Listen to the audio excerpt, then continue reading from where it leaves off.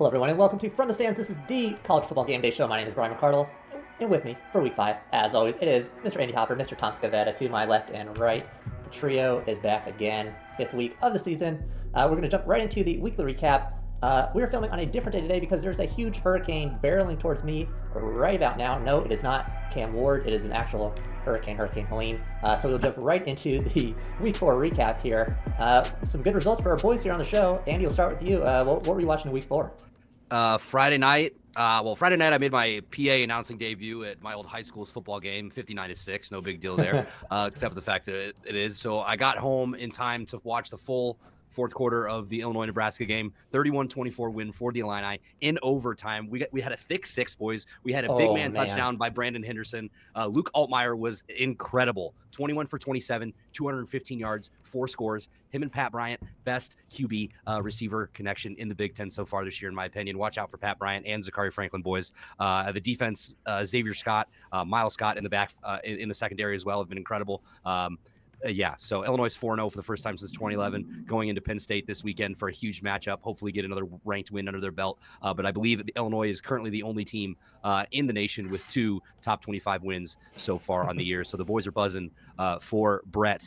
Then on Saturday, how about James Madison hanging 70 points on North Carolina in Chapel Hill? North Carolina did end up putting up 50 of their own, so 120. I hope you guys took the over, but that was wild. James Madison had 50 at halftime. And then a couple other ones I know I'm pushing it on time. Michigan getting it done at home, 27-24. USC had control of that second half. Michigan did not even cross the 50-yard line until their final drive. When that what's the running backs? Huggins, something like that. Mullins. Yeah, I was close enough, right? Totally the same thing. Broke off that huge run, almost scored, got them into the red zone. And then, man, shame on USC. They had control of that game in the Big House, completely blew their Big Ten debut. And then the last one I'll mention here, Vandy giving Missouri everything they could handle. Ended up missing a field goal to lose in double overtime. But shout out to Vanderbilt and Diego Pavia, yes, guys. Sir. The New Mexico State transfer, one of my favorites from last season. He is playing well. And then Utah with no Cam Rising. We said Utah money line on the show last week. They go into Norman and take down Oklahoma State 22-19. Yeah, pretty good slate here. Tom, what were you watching Week 4? Yeah, these last-second decisions on Cam Rising are crazy. Like, you almost think every week you don't know who's starting for Utah quarterback anymore. He's 25 years old. He's still there. Isaac Wilson looked bad, but he got the job done. He did enough. Micah Bernard is great for them. They beat Oklahoma State. Alan Bowman looked atrocious. There was a couple picks again. Gets benched at one point, I think. Mm-hmm. The game got so out of hand. And, yeah, Andy talked about it, but Michigan over USC, none of us predicted that. The quarterback threw for 39 yards, and they still won. That's embarrassing. Welcome to the Big Ten, USC. You suck. Avery Johnson looked pathetic against BYU. Shout out Parker Kingston, man. Play of the year right there. Ran 150 yards, about 20 yards backwards, Yeah, that was unreal. 20 yards sideways, 100 yards up the field. Not easy for a guy like him to do. Runs into the end zone, scores a touchdown. Doesn't want to celebrate with his teammates because he sits on the bench and hurls. Get him an IV, please. Parker Kingston, play of the year. Liv Moss. The Mormons. Look, I was very impressed. I was not impressed with Notre Dame. 28-3 against Miami, Ohio. Might as well have been 13-3. Not good. And, I don't know what else to say other than go. Love it. The games for me, Tennessee, Oklahoma, closer than I thought it was going to be. Oklahoma actually looked pretty competent. But Tennessee, they're looking really good this year. And that's a shame because they did, steal our coach and athletic director to bring them to this point. But you love to see some success out of the people that were making your program good. UCF's doing all right now, so I can't complain too much. Like you said, the Vandy Missouri game was super interesting, down to the wire. Pavia, I thought he was going to put the team on his back and just get that win over Missouri there, but they were able to hang on. Still a really good game. Let's see. Oh, USC, Michigan. You guys both talked about that. Yeah, USC looked entirely dominant. I think at one point I had to question a statistic that Andy threw in the group chat about how many yards they had in the second half. I was like, this can't be right. And he was like, no, that's right. It's correct. They couldn't do anything in the second half. I will say USC started super slow in that game. They went down 14, so they had to come back. But they totally took control in the second half and just to not win that game. And then one thing, we mentioned Kansas State. Really good point, Tom. I was not impressed by Avery Johnson at all. There's a ton of hype around this kid. I know he's really young. He's got a lot to go, but I will say shout out to St. Bill Snyder. If you did not see that on Twitter, he is a Kansas State fan who tweeted before the BYU-Kansas State game that he would shove a beefy 5-layer burrito from Taco Bell up his ass if BYU won the game. Well, 38-9 your final. and he is apparently going to pay off this deed Saturday, 9:30 a.m. Eastern, to hopefully put the Cats in some good graces going into this week. But I had to mention this guy. We made a big deal about 321 Noel because he still has not eaten any shit after FSU. It's nice to see these fans putting it on the line and actually paying through these bets, okay? Yeah, I'm not sure if people want to tune in at 9:30 to watch a 5-layer beefy burrito go up somewhere it shouldn't go. But if that's your thing, check him out on Twitter. Will he do it? I don't know. We'll find out, I guess. That's going to wrap up our weekly recap. I don't think we could talk any more about Mexican food there. But yes, live Moss, BYU. That'll bring us into our weekly segment for the news. It is fourth and short this week. We got 4 quick topics here, and me and the boys had to finish our takes here in under a play clock, which is 40 seconds. First 2 are actually the same team, so we'll start with those. It is UNLV. First one, Andy, we'll start with you. UNLV flip-flopping on conferences. They had committed to the Mountain West. This is after the Pac-12 was trying to pick off these teams, finish out that 8 core teams that could bring them back into the P5, legally speaking. They have to do that before 2026. Then the Pac-12 goes and gets Utah State just hours later. And, of course, following that, UNLV says, hold up, we're not committing yet. Now we don't know what we want to do. So money is on the line here. We talked about this a few weeks ago. My personal picks were that value-wise, UNLV and Air Force were the top 2 teams that the Pac-12 should go after to finish off their top 8. Now, I just want to know from you guys, Pac-12 or Mountain West, where do you think those 2 teams that are probably are the most valuable name brands remaining that the Pac-12 can pick off, where do you think they end up, Andy? Yeah, I mean, feels like a no-brainer for both of these teams. I mean, this is no shade to the Mountain West at all. It's been a really fun league since its conception. But you're going to tell these 2 G5 teams that, hey, you got a chance to be one of the big dogs now and get that P5 label next to you. They're going to take it. I mean, they're going to find a way. Both of these schools, I'm sure, have enough donors, or, well, I guess I don't know really how Air Force works. The government might handle it, but they want if you're a service academy in the Power 5, you're going to do that every time. To get the Pac-12 to get the Vegas market and UNLV, that's super important for them. So I think it makes sense all around. Yeah, I'm in on this move for them. Very, very close on our first one here. Just a few seconds over. But yeah, UNLV does have probably some backers out of Las Vegas. Air Force, maybe they got that Raytheon money. Yeah. Tom, I don't know your thoughts here. Pac-12 or Mountain West, where do you think these 2 teams end up? Well, UNLV never had a commitment formalized with the Mountain West. They'll end up in the Pac-12. Air Force will as well. It makes sense. It's marketable for them. I don't know why UNLV flip-flop, though, changing their mind. It definitely doesn't sit right to me. But Air Force is a team the last couple of years. They've been borderline ranked. So all in all, I think it makes sense for these 2 teams to move to the Pac-12. Wow, under. What a good play there from Tom. 21 seconds. Yeah, for me, I'm going Pac-12 as well. Again, the money's just too good. The brand name, even though Pac-12 was kind of a bit of a mess at times, new commish. They've got a solid grouping here for the rebuild, in my opinion. And the only thing weird to me is I just didn't understand why they were against it. And now all of a sudden, Utah State, which isn't a big brand, they say, okay, we're in the Pac-12. And then all of a sudden, UNLV's like, oh, wait, now we kind of want to be in too. It's not like Pac-12 went and grabbed like an ACC big-time team or someone from the Big 12 or the Big 10. It's Utah State. They get them to change their mind. So that was an odd one for me. Next one up, another UNLV one, like I said. We have quarterback Matt Sluka this is a developing situation. So by the time this comes out and you're watching it, it could be even wilder. And the story could have changed. He is the QB for UNLV, played the first 3 games. They are 3-0 to start the season. They're looking really good. He announced today that he will be effective immediately leaving UNLV, the team. He is redshirting for the rest of the year. Well, I mean, I don't think he's on the team. They took him off the roster, but he's redshirting. And the story is that allegedly his agent has been whispering in his ear, told him his market value is higher than what he is getting at UNLV. Then the story comes out that UNLV might not be paying this kid at all, despite promising him $100,000. Andy has been on this story all day. He's been digging up some dirt, including some very recent dirt here. So I'll start with you again, Andy. You're on the clock here. I guess just originally it's supposed to be, is this savvy or a scumbag move? But now the story is so wild, I don't know what to even ask you. So I guess it's 40 seconds on the clock. Take us through it. It's a scumbag move all around. So from what I've taken from it, Sluka, he's a transfer from Holy Cross. This offseason, he entered the transfer portal. The UNLV offensive coordinator reportedly offered him $100,000 to transfer to UNLV without communicating that commitment to UNLV's NIL collective. All he has received to this point, allegedly, was $3,000 to relocate to UNLV. He never got anything in writing saying, hey, we owe you this $100,000. I think it came out that he didn't have an agent at the time, but he hired one later.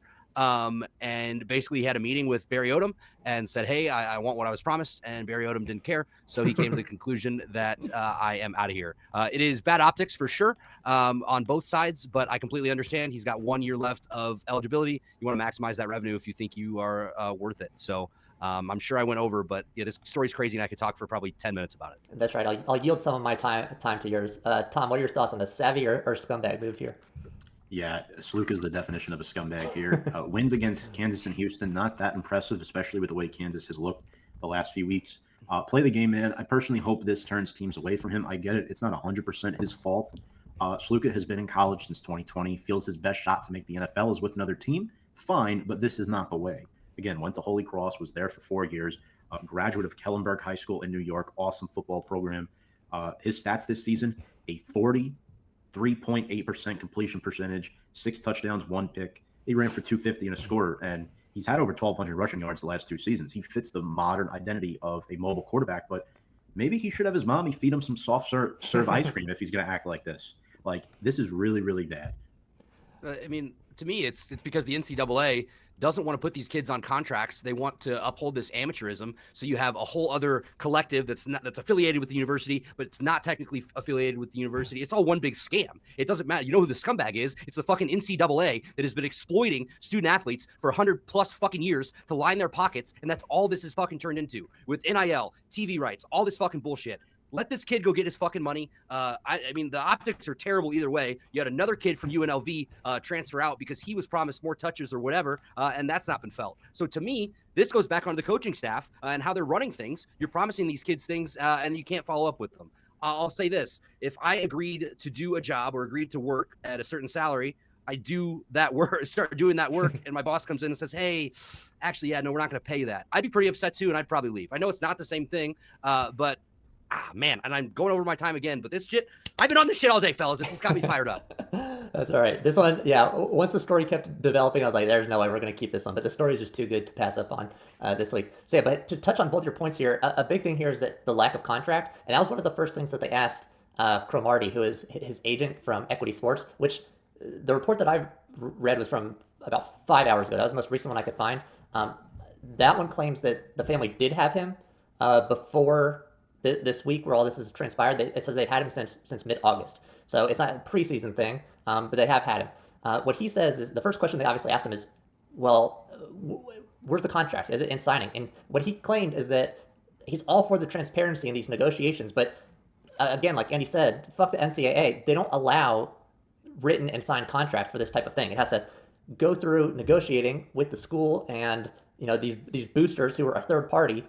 But you can't sign an official contract. So the kid has to sign with the school that he wants to enroll there, then start making the deals with these NIL collectives, but they can't sign a deal officially for the money. So the kid is now locked into the school, trusting that this NIL collective is going to pay him the money. My biggest thing, it is still kind of a scumbag move. I do understand it because it's his last year, but the amount of money that they offered him is just so insulting that I'm kind of on this kid's side now. It says he was promised $100,000 from the coaches, and I'll throw up a tweet. Well, I guess it's a collection of tweets that Andy found just recently as the story develops. But the coach that promised him this money did not run it by the NIL collective. They gave him $3,000 to move and offered him $3,000 per month for 4 months. So he was basically going to get $15,000 out of the $100,000 he was promised. That's really low. That I can kind of understand. And I'll just throw this, Andy, I don't know if you have it up, but I'm throwing the picture up on the screen. Yeah. If you want to run us through this. So this guy, Carl Reed Jr., he tweeted this out, kind of went viral. He said, Sluka has been paid 100%, all he was supposed to by UNLV. Sort of basically his sources tell him. I searched him on Twitter, and this tweet, the screenshot you have popped up. he is the PR contact for UNLV's offensive coordinator. So who do you think his source was, and who do you think wanted to make the team, make the university feel a little bit better about it? And it's just like, the NIL collective came out and said, hey, yeah, we have no record of like that we were supposed to pay this guy. Obviously, UNLV Athletics made a statement about it. So it's all just ass covering and finger pointing and trying to make the other side look bad. I think it's a scumbag move all around, obviously, and we'll see, by the reaction of this guy's teammates and if they're behind him or not, or if they're ready to move on. It looked like I saw on Twitter today, a couple of them already showing their support for the backup that's going to be starting. So who I think is also an FCS transfer for UNLV. So, man, this is just a really, really interesting story and just another sticky NIL situation where it's just like there's got to be some regulations. There's got to be some rules. We've already seen a situation like this with Jaden Rashada getting promised a lot more money than $100,000 at Florida. We're talking millions and millions of dollars that he never saw, and he has a lawsuit with them. So, I mean, this is potentially what UNLV could set themselves up for. But I mean, also, I don't know how much of a case the Sluka has if you have nothing in writing and how you're a fucking agent and you wouldn't get them to sign something. I don't know, but it's just, there's going to have to be some rules about coaches offering these NIL deals. There's going to have to be some communication. Like, it's just a fucking mess because the NCAA wants to uphold this amateurism. It's professional sports now, guys. It is what it is. Yeah. As far as the 40 seconds go there, I think that was an entire drive. That's how interesting that topic. That's all right. I can't do it. Guys, we could argue. This could be our whole show. I'm sure. I sort of feel bad for him too. Yeah. Part of me does. Yeah. Yeah. But so you can see both sides of it. How it's shitty. Right. And for anyone who is anti-NCAA, they actually, I believe, Saturday have a meeting with a House committee where they will officially sign in that they are going to need to do revenue sharing. So there you go, NCAA about to lose a ton of revenue there as well from the schools. Good. Yeah, good. Next up, smell each other's farts in there. Next up, we have Travis Hunter. The question here: agree or disagree?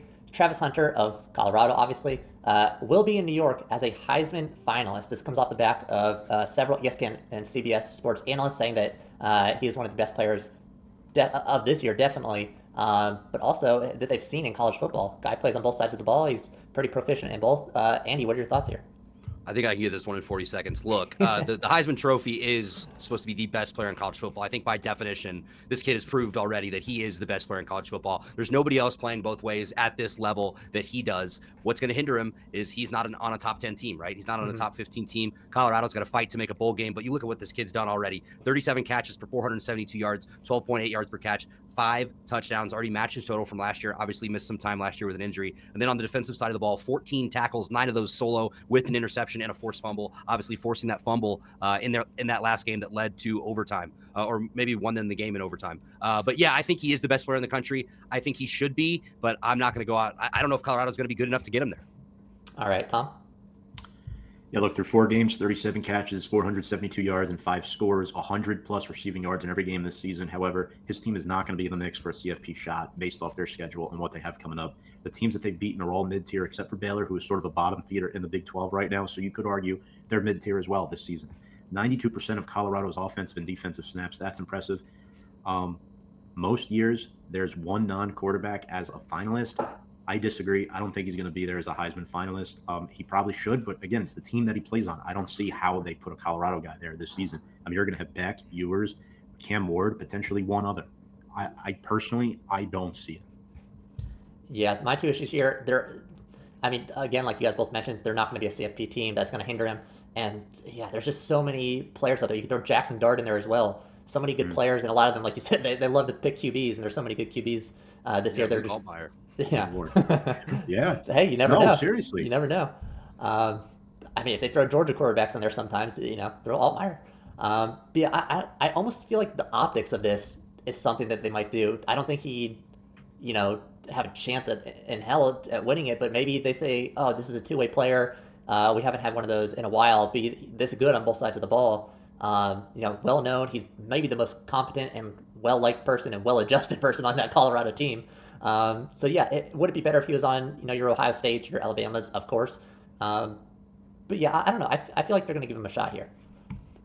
And then last up, we have Reggie Bush. Reggie Bush has announced that he will be suing the NCAA and the Pac-12.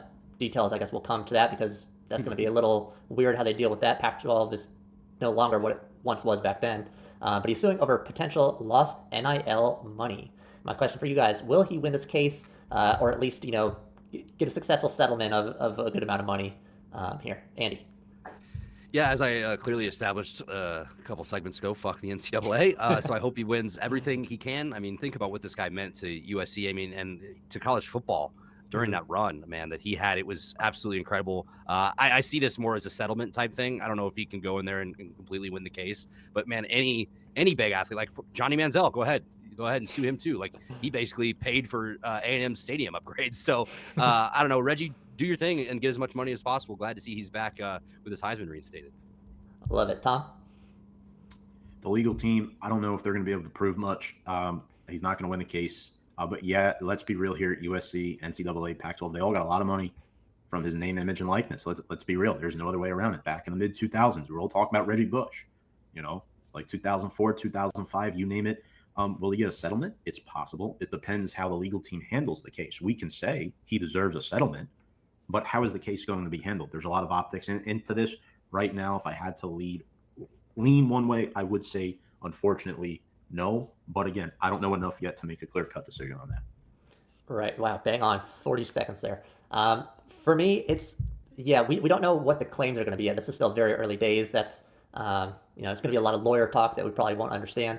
But I'm leaning towards agreeing with Andy here that we'll see a settlement, because if I'm his lawyers, I probably just go in. He's going to have the best lawyers in the land regardless. Everyone already hates the NCAA. They're losing cases left and right for this type of thing. I think they're going to go in there and say, you need to come up with a settlement. I think this is going to turn into a class action lawsuit, basically, and then turn into a settlement, because they don't want him to win. Then other players, like you said, the Johnny Manziels, the Cam Newtons, the Tim Tebows, will be able to also come after them for a ton of money.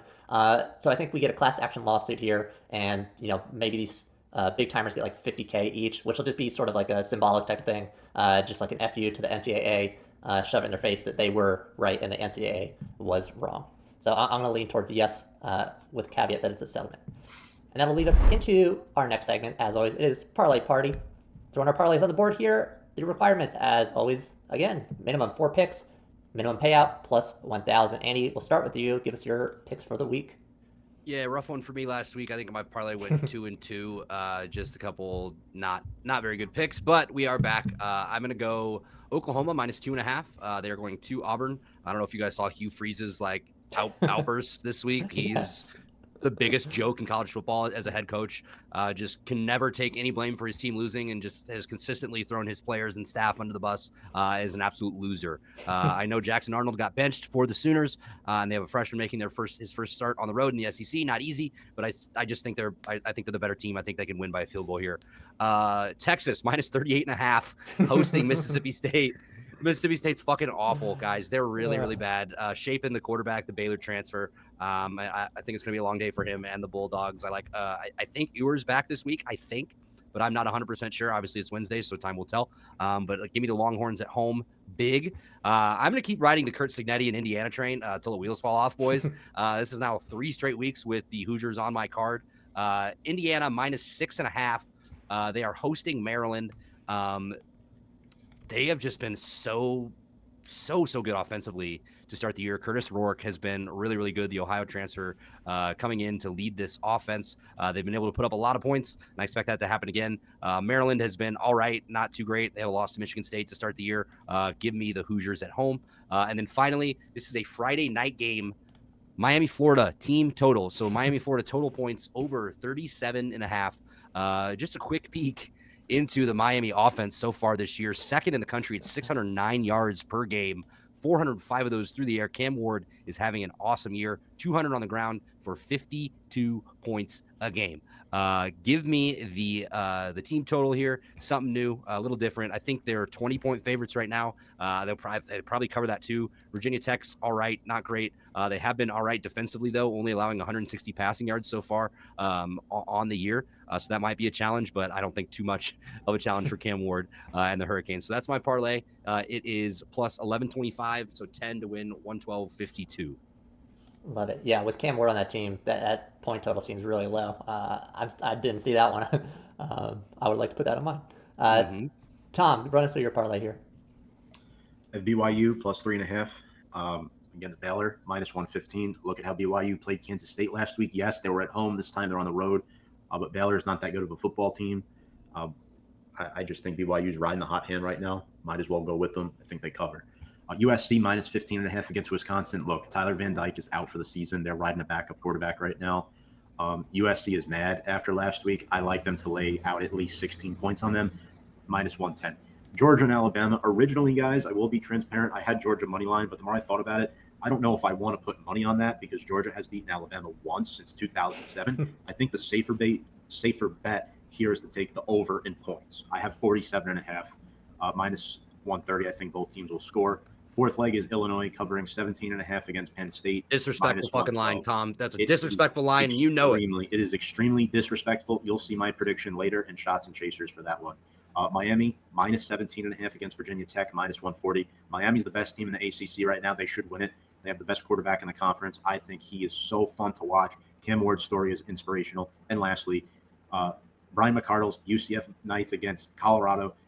Over 59.5 points. I sold a couple there. I think the line was 64.5. I wanted to play a little bit conservative there. I think that makes sense at minus 172. $10 for 314.04. I know it's 6 legs. Maybe the 6 legs needs to go at some point, but right now I'm still hoping for a 6-legger to hit. No worries there, Tom. I like to ride with the 5 and 6ers as well. Ride or die on some of these teams. Throw mine up on the board here. Just realized I didn't send mine to you guys pre-show. So you're getting first look also with the people at home. First up, Oklahoma State. Minus 10 at Kansas State. Kansas State just absolutely blew it last week. They looked awful against BYU. They're going to be down. They're going to be tired. That is obviously buying a few points. So that's minus 212 on that one. USC minus 13 versus Wisconsin. I had the same thought as you, Tom, there, but I did buy a few points on that one as well. Wisconsin absolutely hammered by Alabama. USC looks good on both sides of the ball, so I think they can win this one by 2 touchdowns. The theme here is that I played everything just safe enough to get over 1,000. So would I have taken USC minus 15.5? Yeah, but I just want to get that win in there. Well, we're getting so close early in the season. Then Kentucky bought a bunch of points here against Ole Miss. I will note, and this is going to come into play later, and as well for you had the Alabama-Georgia game on your card, Tom. The Hurricane is going to run into the Memphis area and just sort of swirl there and hang out all day Saturday. So we could see some very messy games in that area. So this Kentucky game, Ole Miss, it's right up there, only about 50 miles south of Memphis. So I think that takes away a bit of the air game here with Jackson Dart. It's going to be a ground game. If you're ground and pounding with the Kentucky defense, I think 24.5 points, Kentucky can hold that very well. Then lastly, Navy minus 2.5 at UAB. I think this is the regular line, I believe. Navy, 143 points so far this season. That is the most points through 3 games in Navy's history since 1918, where they had 150. This is a really good Navy offense. They beat the hell out of Memphis last week. They look really, really good. I think they could beat a pretty bad UAB team by a field goal. And then lastly, Oklahoma minus 2 at Auburn. Oklahoma, like I said, they look pretty good against Tennessee. Yes, they took the loss, but that's a really, really good Tennessee team. Auburn, like Andy said, Hugh Freeze just having an absolute meltdown. I thought the guy was going to cry in his presser. It's a joke.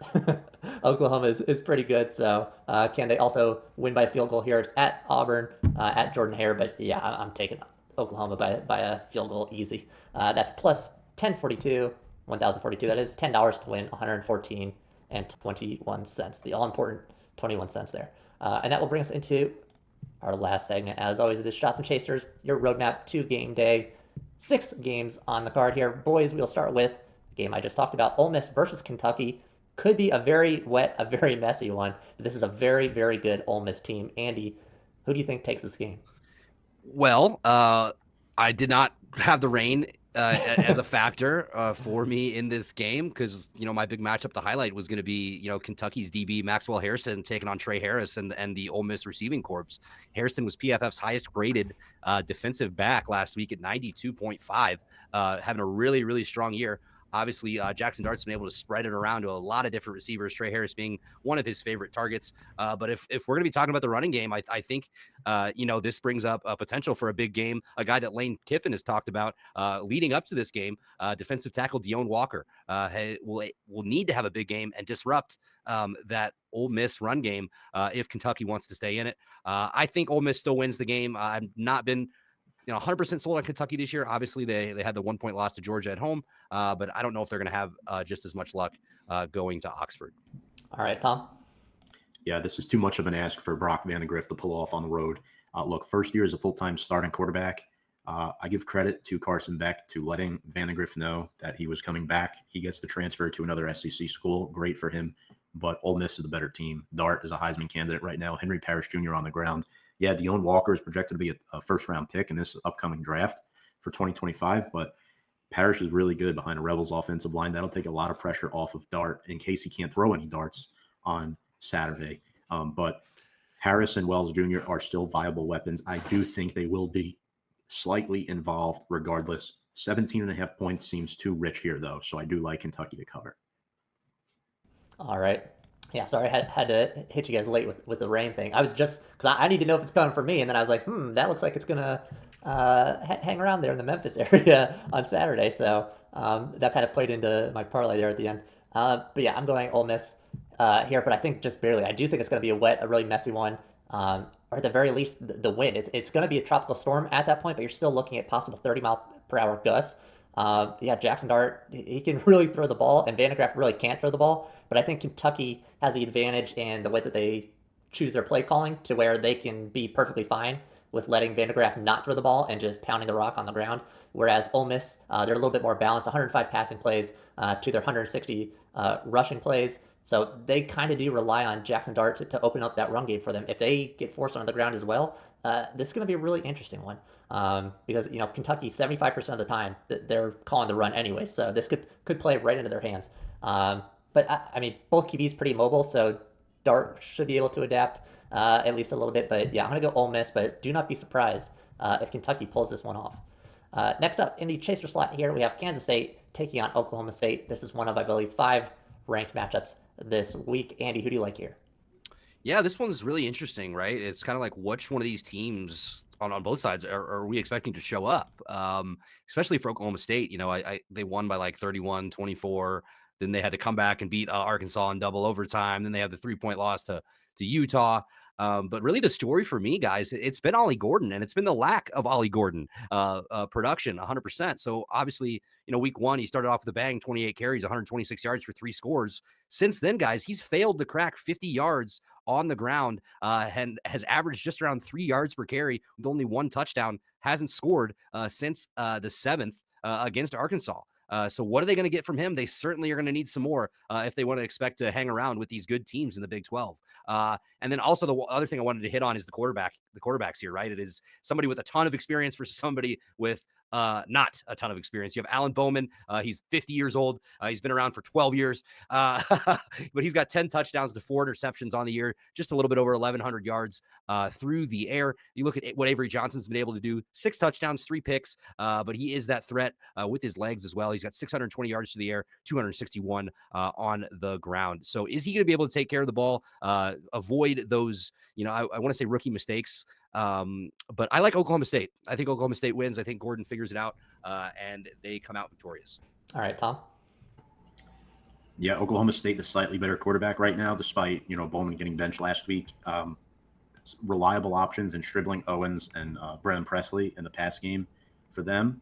A tough match on the road. KSU's favored by 4.5. But I look at how the Cowboys played last week. They only lost to Utah by 3 points. I don't care if it's Cam Rising, Isaac Wilson. Historically on the show, guys, we've mentioned in the past, Utah is a very difficult place to play. Mm-hmm. So, look, I'm looking at this in one of 2 ways. Oklahoma State looked much more impressive at Utah last week, and Avery Johnson struggled in his first true road game as a starter against BYU. I hate to use recency bias here, but these are 2 evenly matched teams. I think Oklahoma State has more experience. Ollie Gordon II will get more involved this week. Oklahoma State wins outright, and I guess sort of pulls off an upset despite being ranked higher. The way the points are laying right now, I don't know. Right. Weird. Yeah, for me, I'm going to go.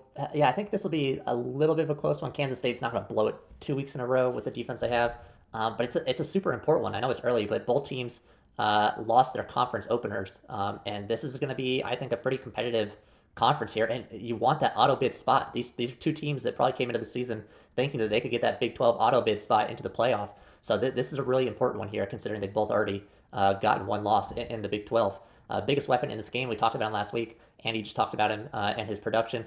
no production again in week 4. Yes, like Tom said, Utah, very tough place to go play. They're a good defense, really good defense, honestly. But just 42 rush yards on 11 carries. Just again, I know maybe last season was so good that we just kind of put him on this pedestal, but he's really got to do a lot more here than just squeaking by with this minimal production that puts him. What did I say last week? He was like out of the top 200 out of guys who had like more than 20 carries. So that's not what you expect out of him. Other side of the ball, yeah, Ollie Gordon is bad, but Avery Johnson, maybe worse, actually definitely worse. He just doesn't look impressive at all. 5 touchdowns, 3 interceptions. He just looks kind of confused out there. I think a huge portion of the workload after these last few bad weeks, offensively, at least for Kansas State, is going to go to DJ Giddens. He's going to get a lot of touches on the ground, and they're going to need to rely on that Wildcats defense if they want to get a win here. Yeah, they're good, but you don't get torched by a bad BYU team like that and come back to beat a team like this, Oklahoma State, who looks really, really solid. So I'm going with the Cowboys as well. Next up, Tom, we'll start with you on this one because it is your team here. Number 16, Notre Dame, taking on number 15, Louisville. Who do you got? All right, boys. Yeah, so Louisville 3-0. Jeff Brom going into this game confident, 3-0. Impressive win against Georgia Tech a week ago. Tyler Shaw, phenomenal quarterback, 850 pass yards, no picks this season, 8 touchdowns, great ratio. Notre Dame 3-1. They sort of struggled against Miami of Ohio last week. It was a very close game at halftime, and I'm looking at Notre Dame, and their offensive line is banged up. They lost 2 linemen in the Purdue game. They lost their starting left tackle before even getting on the field for a snap this season. There's a lot of problems right now in Irish Nation. Louisville has an impressive wide receiver, Ja'Cory Brooks, great addition to the offense, I think, for them. For me, the key to the game is, can Tramel Logan, Jared Dawson, and Ashton Jalot get to Riley Leonard and the quarterback? Can they take away his feet? That is his best ability. Leonard on the year has 6 rushing touchdowns with 322 yards, just 587 passing, though. 1 touchdown to 3 interceptions. I don't like that ratio. Jeremiah Love on the ground. He has been phenomenal, I will say, filling in for Audric Estime, who left for the draft last year. Love has 4 rushing touchdowns and 339 yards on the ground. He must have success on the ground. Now, Ja'Cory Brooks against Ben Morrison. That's going to be a lot of fun. Ben Morrison, the junior corner, really, really good. That Notre Dame defense is still impressive. Xavier Watts is a problem in that secondary, although 6.5 points for Notre Dame seems too rich here. Expect the unexpected. I have Louisville winning this game. Ooh. Tom, can't believe you just did that to yourself. Maybe the reverse psychology will work here. I had notes, but then I deleted them. My one note that I left, Notre Dame is just on an absolutely rage-induced path of destruction right now. They outscored opponents 98-10 since that loss to Northern Illinois. And what I replaced the rest of my notes with was one simple question for you, Mr. Scavetta. Do you trust Riley Leonard yet, or still no? No, not in big games against ranked teams. Wow. No. Well, I guess that makes it my decision easy because I will go Louisville here. That was going to be my decider, regardless of what I had written down. But that was a pretty resounding no. So, I don't think I can pick Notre Dame here, despite the last 2 games they've looked really, really good. I guess it's the Birds for me. Next up, Andy 330 slot chaser. We have UCF taking on. Well, I guess I don't get to say anything about the game. That's cool. Sorry, forgot I started with Tom there. That's what happens when I try to reverse it. Andy, are we sweeping with the Birds, or is there some respite here for Mr. Scavetta's Notre Dame? No, I mean, he make me feel a lot better about picking Louisville. I think that Notre Dame's going to have their hands full. Look, this Louisville defense has been incredible against the run so far on the year, and just keeping people out of the end zone. They're only allowing 11 points per game, only 2.5 yards per rush, 87 per game on the ground. So the Irish are going to have their hands full. Riley Leonard, is he going to be able to get loose? Is Love going to be able to get loose? And by the way, this Louisville offense is averaging 47 points a game, and they have yet to turn the ball over. So give me the Cardinals here. I think they win it outright. I'm so sorry, Tom, but I hope we're wrong. To be fair, I feel like Tom's assessment kind of convinced us to lock in Louisville there. So yeah, I was already leaning that way, but I'm like, oh, he's picking them. All right, I'm in. Right. Okay, now on to our chaser in 330 is UCF versus Colorado. Same colors, different attitudes towards the game right now. Andy, I'll start with you. Who do you like to win this one? Hey, thanks for letting me go ahead and say something on this one. I really like it. So, we have the undefeated UCF Knights 3-0 hosting Colorado. It's a 14-point spread, which I won't lie, I was a little surprised to see, Brian. That is no disrespect, but I don't know. Last week, obviously, we saw what Colorado did. They had to pull that Hail Mary out of their ass with 1 second left to win in overtime. Shedeur Sanders, 341 yards, 2 touchdowns, and Travis Hunter, 7 catches for 130 yards. If they're able to get hot, I think Colorado might be able to hang in this game, but I am just concerned about their run game and the lack thereof. Only 68 rush yards per game. It's just you have to have a balanced offense in college football to win games and have longevity of success. You can't be one-dimensional, at least in my opinion, and have too much success. But UCF, 35-34 win over TCU. They were down 31-13. Brian, you know this. The comeback kids, KJ Jefferson, the former Hog, now Knight, 230 yards, 3 touchdowns. RJ Harvey, 180 yards on the ground, 2 touchdowns of his own. That is a balanced offense, my friends, and that is why the UCF Knights are going to win, and they're going to win big at home. Thank you very much. I do agree. Cardiac Knights did strike again against TCU. I've aged so much from watching their games. Don't be surprised if I die here in a few years of cardiac arrest. But yeah, listen, I think we are the better team. Colorado does have some super talented players. They do only have the 1 loss. They just still look lost out there. They just look confused about why like all their hype and all their showmanship isn't like translating into making them a playoff team. So they're just going out there like launching all these big plays. I mean, Travis Hunter, like I said, he looks like the most competent player on the field at all times when Colorado is playing. But everyone else, it feels like this is an extended Shedeur Sanders like NFL draft meeting, sort of like teams come watch my son do all these awesome things, get all these stats, pad the stats. He's thrown it over 40 times per game on average. While, like Andy said, the leading rusher, I think has 18 carries or something. I believe it. They don't run. It is a true air raid. So leading rusher has just 18 carries. I mean, at least if you want to give your kid all the glory, I get it. You're not going to the playoffs anyways, but like make it a balanced offense. Make the team at least somewhat competent. I just don't understand it this way. I think Sanders will be gone.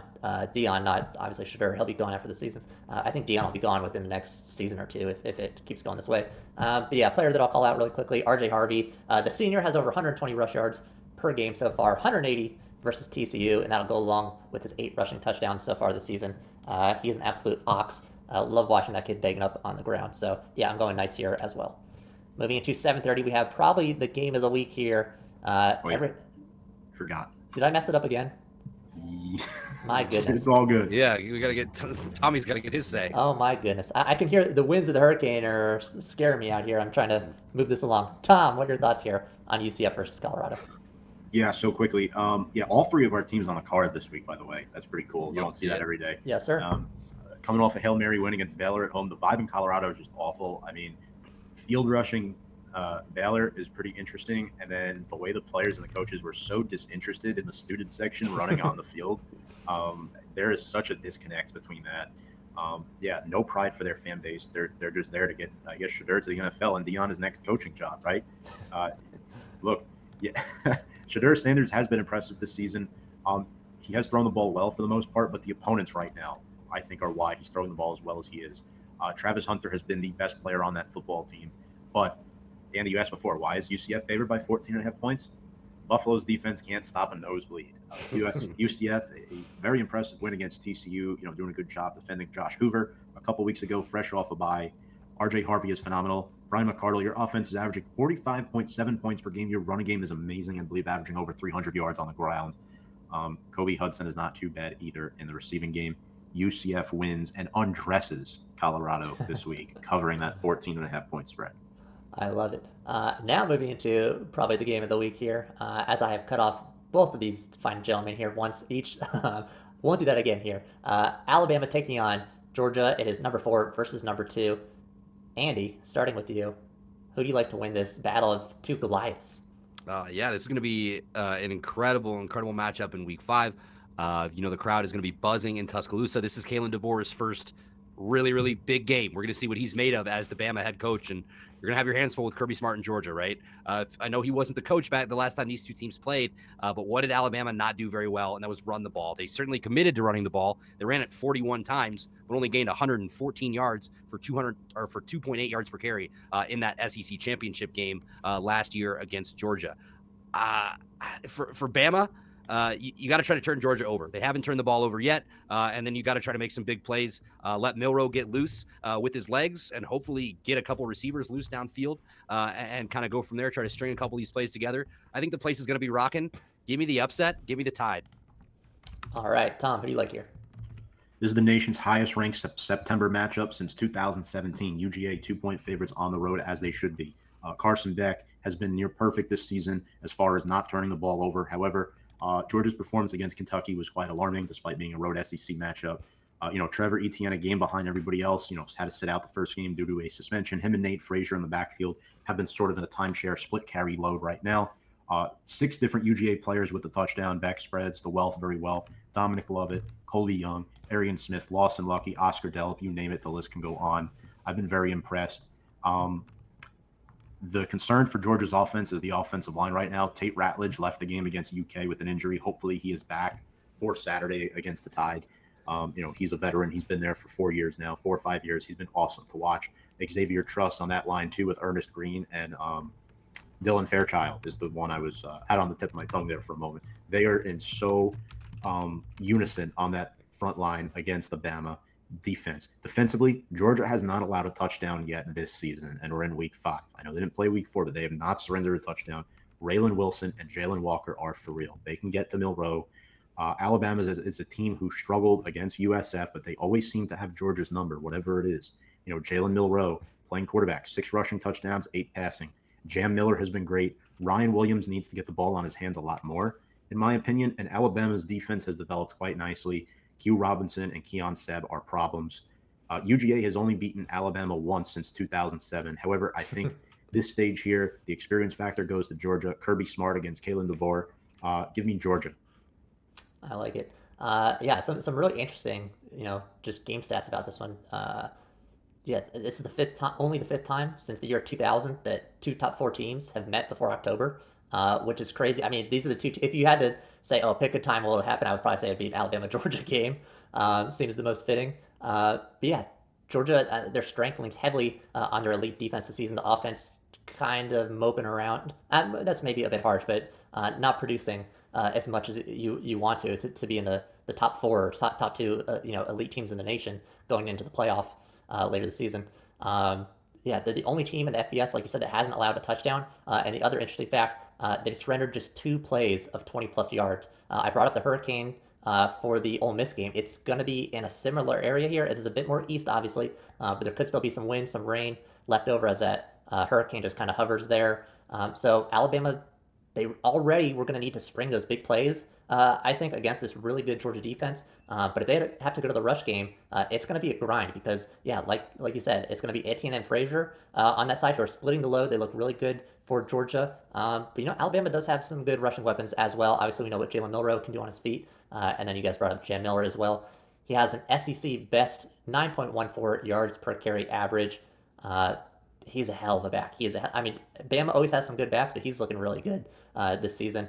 And then as far as the Tide's offense goes, they're averaging 49 points per game so far. So this is going to be an interesting one. We'll see how it goes weather-wise. Obviously, no roof there in Tuscaloosa. But I'm actually going to go also with I think these teams are pretty even, but Alabama lower rated, so we'll call it an upset. I'm going to go with the Tide as well. And then moving into our last game here, it is Andy's fighting Illini. Someone called it out already. All 3 of our teams were on the card. That was on purpose because we're all looking so good. So Andy, run us through your Illini, number 19 of the nation, taking on the number 9 Penn State Nittany Lions.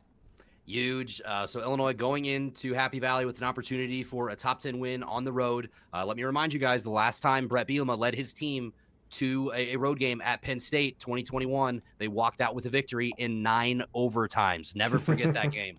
Tom, we were talking about it earlier. You're taking Illinois in your parlay. I would put all the money I have on Illinois plus 17.5. Disrespectful line. Let's look at what Luke Altmaier has done so far this year, folks, because, I was kind of joking earlier about the Heisman talk, but he has legitimately played just as good as about anybody in the country. He's completing 71% of his passes, 862 yards, 10 touchdowns to 0 interceptions. The growth he has shown as a passer and a player from year 1 to year 2 in this program has been nothing short of incredible. Through four games last year, he had 4 touchdowns to 7 interceptions, I believe. And to be where he's at and to look as strong as he has so far with this offense has been nothing short of incredible. You have Pat Bryant, the best receiver in the Big Ten, 6 touchdowns already on the year. He is looking to break Illinois' all-time record for receiving touchdowns in a season, which would be 10, and he is well on his way to do it. You have Zachary Franklin, who hasn't found the end zone yet, but he's got 21 catches for 263 yards. And then you have a four-headed monster, folks, for the Illini in the backfield. Caden Fagan, Aiden Lowry, Khalil Valentine, the freshman, and Josh McCray, all are going to get carries and all can be dangerous with the football in their hands. Defensively, for the Illini, Gabe Yakis, 2 sacks on the year. Him coming off the edge, him and Seth Coleman are going to have to get to Aller, and they're going to have to get to him early. Look for Matthew Bailey to be all over the field. He's kind of a hybrid role in the secondary, similar to what we saw Sidney Brown play for this defense a couple years ago. He leads the Illini with 23 tackles. Xavier Scott, I like him for a pick on Saturday, boys. He's got 3 on the year, and he has just done an incredible job. I like Illinois to win outright. They're talking about a whiteout. Fuck a whiteout. Let's go 5-0. The Illinois' offense is better. The defense is giving up 12.5 points per game. Don't get me wrong. This is going to be tough.